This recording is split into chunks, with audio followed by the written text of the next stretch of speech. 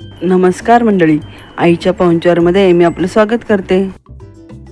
मंडळी, आज आपण उपवासाच्या भन्नाट 3 रेसिपी पाहणार आहोत.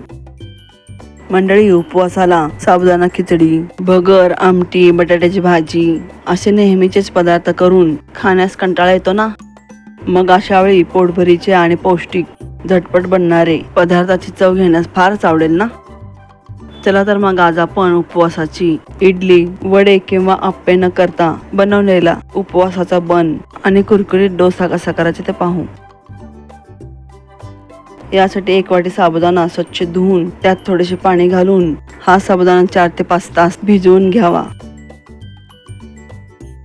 मंडळी, साबुदाण्यामध्ये कॅल्शियम आणि व्हिटॅमिन के असते, जे आपल्या हाडांच्या आरोग्यासाठी आणि मजबूतीसाठी आवश्यक असते. मंडळी, आता 3 वाटी भगर, याला वरीचे तांदूळही म्हणतात, 2 वेळा स्वच्छ धुवून घ्यायची. आता भगर निथळून त्यामध्ये स्वच्छ पाणी घालून ही भगर रोवळून घ्यायची. भगर 2-3 वेळा धुतल्यामुळे ती पाण्यात थोडीफार भिजली जाते आणि भगर रोवताना ती पाण्यावर हलकी होऊन तरंगू लागते. आता एका भांड्यातून दुसऱ्या भांड्यामध्ये ही भगर रोवळत दुसऱ्या भांड्यात जमा करायची. अशा पद्धतीने भगर रोवल्यावर भांड्याच्या तळाशी भगरीमध्ये खर असल्यास खर तळाशी राहते. या पद्धतीने 2 वेळा भगर रोवळून घ्यायची. मंडळी, भगर ही पचायला हलकी असते, तसेच भगरीमध्ये फायबर, लोह आणि खनिजे भरपूर असते. भगरीमध्ये कॅलरीचे प्रमाण कमी असल्याने आणि फायबरचे प्रमाण जास्त असल्याने पोट बराच काळ भरलेले राहते आणि त्यामुळे वजन आटोक्यात राहण्यास मदत होते. मंडळी, सतत भगरीच्या सेवनाने वजन झपाट्याने कमी होण्यास मदत होते. भगरीतील लोह आणि मॅग्नेशियममुळे शरीरास थकवा जाणवत नाही. भगरीच्या सेवनाने शरीराला लागणारी ऊर्जा आणि प्रतिकारशक्ती मिळते. मंडळी, ज्यांना मधुमेह आहे त्यांनी भगर खाताना एक काळजी घ्यावी. औषधे घेतल्यावर लगेच भगर खाऊ नये. असे केल्यास रक्तातील साखर झपाट्याने कमी होते. मंडळी, मी तुम्हाला आठवण करू इच्छिते की तुम्ही माझ्या चॅनलला प्रथम विजिट करत असाल तर सबस्क्राईब करायला विसरू नका. आता या रोवलेल्या भगरीमध्ये भगर बुडेल एवढे पाणी घालून तासभर भिजण्यासाठी ठेवावे. आता हा साबुदाणा छान भिजला आहे आणि भगरही छान भिजली आहे.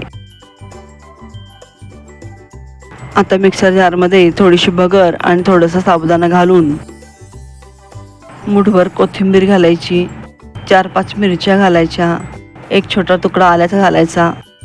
उपवासाला कोथिंबीर खात नसाल तर घालू नका. आता हे वाटण करण्यासाठी भगर भिजवलेलंच 1 पळीभर पाणी घालायचे. आता हे मिश्रण मिक्सरवर लावून बारीक पेस्ट करून घ्यायची. आता हे बॅटर एका भांड्यात काढून घ्यायचे. नंतर त्याच भांड्यात भगर आणि साबुदाणा घालून पाण्याचे प्रमाण अतिशय कमी करून बारीक वाटून घ्यायचे. हे बॅटर पहिल्या बॅटरपेक्षा थोडेसे घट्ट वाटून घ्यायचे. आता हे बॅटर छान मिक्स करून घ्यायचे. आता या बॅटरमध्ये 1 चमचा जिरे घालायचे, पाव चमचा बेकिंग सोडा घालायचा, चवीनुसार मीठ घालायचे. आता हे बॅटर छान मिक्स करून घ्यायचे. मंडळी, बेकिंग सोडा घालायचा नसेल तर पाववाटी दही घालू शकता किंवा हे बॅटर आदल्या दिवशी रात्री करून आंबवण्यास ठेवू शकता किंवा हे बॅटर सकाळी करून संध्याकाळी त्याचा उपयोग करू शकता. आता हे बॅटर छान मिक्स करून झाले आहे. यामध्ये आवडत असल्यास 2 चमचे भाजलेले शेंगदाण्याचे कूट घालू शकता. मंडळी, तुम्हाला माझ्याकडून कोणत्या शाकाहारी रेसिपी पाहाव्यास आवडतील हे मला कमेंटद्वारे नक्की कळवा. तसेच माझ्या येणाऱ्या पुढील रेसिपी पाहण्यासाठी नोटिफिकेशन बॉक्सवर क्लिक करा, जेणेकरून माझ्या रेसिपी तुमच्यापर्यंत पहिल्यांदा पोहोचतील. आता हे बॅटर मुरण्यासाठी 10 मिनिटे झाकून ठेवायचे. तोपर्यंत चटणी करून घेऊ. चटणी करण्यासाठी मिक्सर जारमध्ये पाववाटी खोबऱ्याचा खीस घालायचा, ओला नारळही वापरू शकता, मुठभर कोथिंबीर घालायची, 4-5 हिरव्या मिरच्या घालायच्या, 1 तुकडा आलं घालायचे, पाववाटी भाजलेले शेंगदाणे घालायचे, चवीनुसार साखर आणि मीठ घालायचे, 2-3 चमचे दही घालायचे.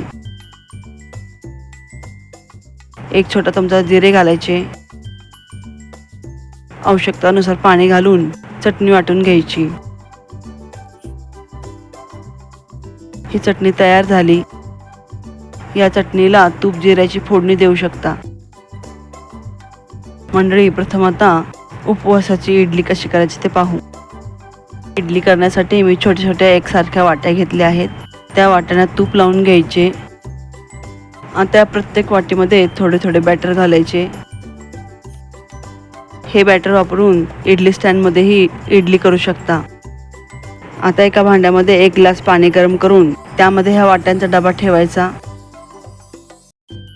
आणि ह्या इडल्या 10 ते 15 मिनिटं वाफ देऊन शिजवून घ्यायच्या.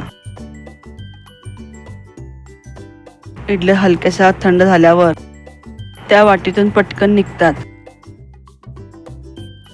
छान मऊ उपवासाची इडली तयार झाली आहे.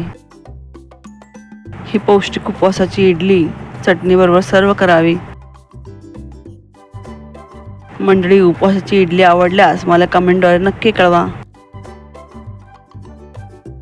आता उपवासाचा पौष्टिक बन कसा करायचा ते पाहू. तडका पॅनमध्ये थोडंसं तूप घालून या पॅनला ते छान पसरून घ्यायचे. त्यामध्ये 1 पळीभर तयार केलेले उपवासाचे बॅटर घालायचे. आता या पॅनवर झाकण ठेवून 2 मिनिट वाफ काढून घ्यायची. आता हे बॅटर पॅनच्या कडा सोडू लागल्यावर पलटून घ्यायचे. साईडने थोडेसे तूप घालून हा बन दोन्ही बाजूने खरपूस भाजून घ्यायचा. मंडळी, यापूर्वी मी विविध प्रकारच्या सोप्या झटपट बनणाऱ्या उपवासाच्या रेसिपी शेअर केल्या आहेत. त्याची मी लिंक डिस्क्रिप्शन बॉक्समध्ये दिली आहे. याप्रमाणे सर्व बन करून घ्यायचे. हे बन तयार केलेल्या चटणीबरोबर सर्व करायचे. हे बन चिंच, गुळ, खजूरच्या चटणीबरोबरही खाण्यास छान लागतात. आता पुढची रेसिपी उपवासाचा पौष्टिक डोसा कसा करायचा ते पाहू. तवा गरम करून त्यावर पळीवर बॅटर घालून हे बॅटर एकाच दिशेने गोल गोल फिरवून पसरून घ्यायचे.